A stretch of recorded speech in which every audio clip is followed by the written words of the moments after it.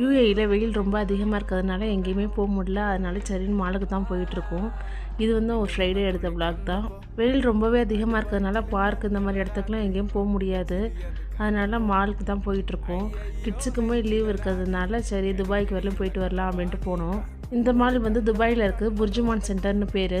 சூப்பராகவே இருந்துச்சு. இப்போ வந்து புதுசாக ரோபோ மாதிரி ஒன்று இருக்குது. இதை பார்த்தீங்களா, என் பொண்ணுக்கு பின்னாடி நிற்கிது பாருங்கள். அது என்னென்னா நம்ம வந்து லொக்கேஷன் ஏதாவது ஷாப் ஏதாவது அந்த மாலுக்குள்ளே இருக்கிற இடம் தெரியலன்னா நம்ம அதை டைப் பண்ணி பார்த்தா அது வந்துடுது. நம்ம அதை வச்சு ஈஸியாக கண்டுபிடிச்சி அந்த இடத்துக்கு போயிடலாம். ஃபோட்டோஸ் அண்ட் வீடியோஸ் எடுக்கிறதுக்குமே நல்லா இருந்துச்சு. அந்த பிளேஸ்லாம் நல்லா செட்டப்லாம் பண்ணி வச்சுருந்தாங்க. பார்க்கறதுக்குமே இன்டீரியர்லாம் அவ்வளோ ஒரு சூப்பராக இருந்துச்சு. இதுக்கப்புறமா நாங்கள் துபாய் மாலும் போயிருந்தோம். நான் அதையும் அடுத்த வீடியோவில் காமிக்கிறேன். அந்த ரோபோட் பேர் நான் தலை இல்லாத மண்டையான்னு வச்சுட்டேன். ஏன்னா அவனுக்கு தலையும் இல்லை, ஆனால் மூக்கு வாயிலாக இருக்கு. அதனால் தலை இல்லாத மண்டையான்னு பேர் வச்சுட்டேன். நீங்கள் புர்ஜுமான் சென்டர் கண்டிப்பாக மஸ்ட்டு விசிட் பண்ணி ஆகணும். ஜாலியாக இருந்துச்சு. இந்த வீடியோ பிடிச்சிருந்தா நல்லா லைக் பண்ணுங்கள், இல்லைன்னா சப்ஸ்கிரைப் பண்ணுங்கள். பாய்.